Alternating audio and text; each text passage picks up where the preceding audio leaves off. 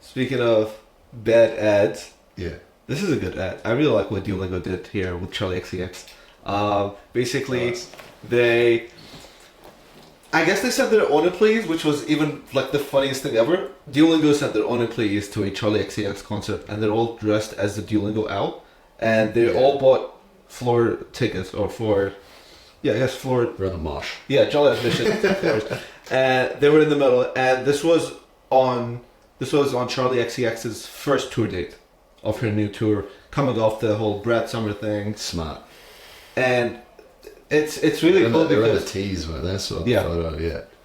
Which is also smart. and they stand out like a sore thumb because it's just these like costumes that look like there's like 3 people inside of them, and there's like 13 or like 15 of them in the middle of the floor. And so if you're recording Charli XCX from the seats upstairs, you can't help but get 2 or 3 owls in there. Fucking fat owls. Yeah, Run around.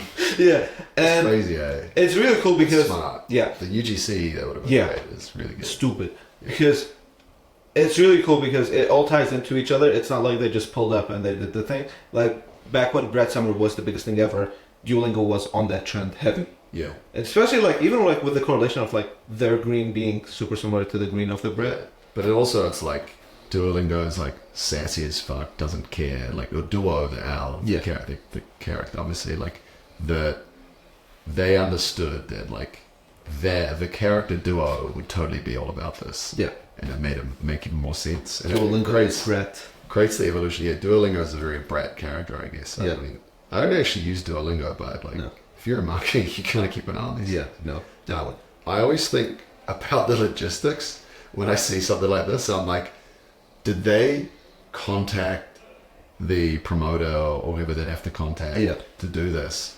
Or did they just send employees dressed up? Because like, I don't know if you'd get into many gigs in a massive suit without doing that, but maybe like, it's funny. It's fun to think about that. Yeah, I don't know if they did, but if they did it like without the help of a promoter or nothing, the cost that was presumed, it would have been no more than like $12,000, and to get the amount of videos, like the videos had like 600,000 likes, like shit banged over multiple videos, like dozens of videos. But it becomes a trend. Yeah. Everyone's talking about it. Yeah. Like, And Duolingo did not make a post about it until after people started posting about it. yeah. Which Like, was really you cool. saw us? Hey guys, we're here. And they like even on Twitter they had a really funny moment when like it would be like these random He was users. like hungover or something. Yeah, no, just before that, the random users on Twitter, random users on X would take photos of Duo the owl being like kicked out the show. Yeah. And then like the Duolingo account quote retweets that, and they post a new photo of like, oh, they kicked one of us out, so we doubled the numbers. So, and then like the next photo is just like 14 of them being all together in the like damn near front row. It's fucking insane. It's actually so good. Yeah, and it just goes to show you like, I really wish people did more of this more often. Is that us? Guerrilla marketing with Travis Scott. Which client is asking about Travis? I don't know. We need to make it happen, bro. Yo, if you sell Travis Scott, speaking of, bro, buy my tickets. Bro, no one's buying my tickets. Don't plug that here. They don't want to hear about your scalper. I want to hear about your scalper. Oh, but this is bad. Like you can still buy every single scalper now too. I'll sell them for less than I bought them. I'll just like this is charity. If anything, For the this is charity. This is good karma. Because you bought all tickets. Anyways, yeah, I think cool. yeah, It's cool. I think the idea of guerrilla marketing is so underrated and so overlooked these days. I really want to see it happen more often. It's just thinking outside the box, like, and it's also the sort of thing that you can only really do when you've actually, well, most of the time it's something you can only do when you've actually got like a good idea, character, brand, personal brand, whatever, like that's kind of already established. Like maybe you don't need to. Yeah.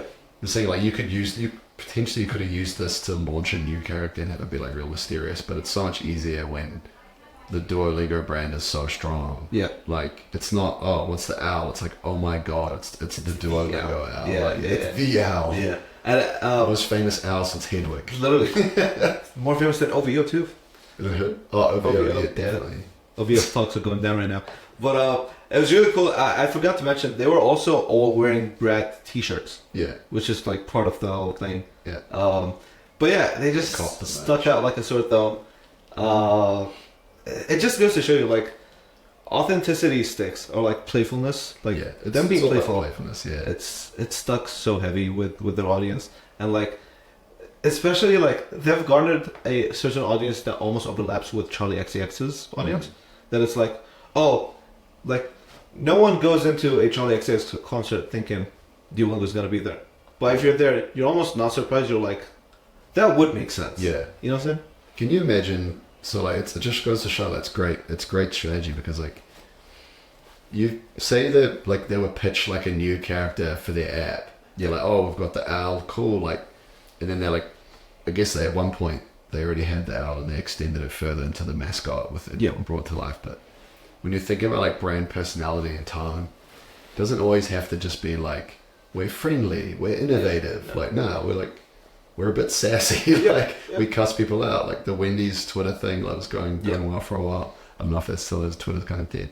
Yeah. But like it's cool to see brands thinking outside the box to personality, and it is easier when you're something a little more innocuous, like a translator app. Yeah.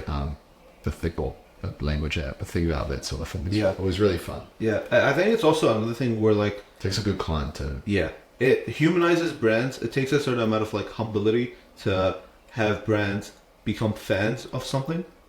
So usually brands think they're like they want to come off like they're the only brand in the universe.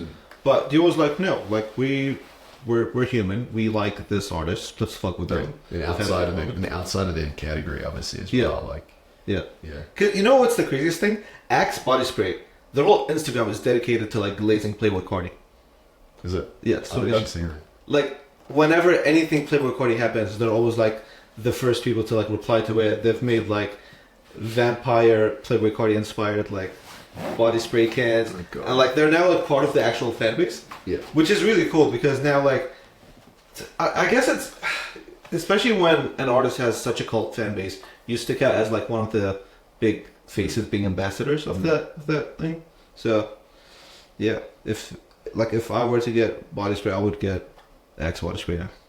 Your bike, you collide said. Yeah. A little bit different now. Get paid now. No more internship, bro. Well, you get paid. Oh, the guy sponsored the podcast, please.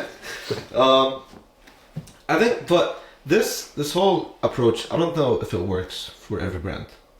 Nah. Well, it could. It takes a certain brand that like has. I feel like first you have to establish what your tone of voice is or what your brand personality is. I mean, it's not going to work for Shell. No. Like BP, they're gonna get like attacked. Yeah. Like brands that like the community like doesn't really like tobacco, like no, stab it, like But brands like that's what I'm saying, like innocuous brand, and it's also being brave to like try something different. And just work at it, because Duolingo probably wasn't an overnight success. Like no. They probably had some serious arguments in their boardroom, but it's also it's taken on its life of its own, and like it's honestly like the first few months of content definitely would have been like what they're doing now, like complete taking the and it's really good that like the face of the brand is now an owl mascot.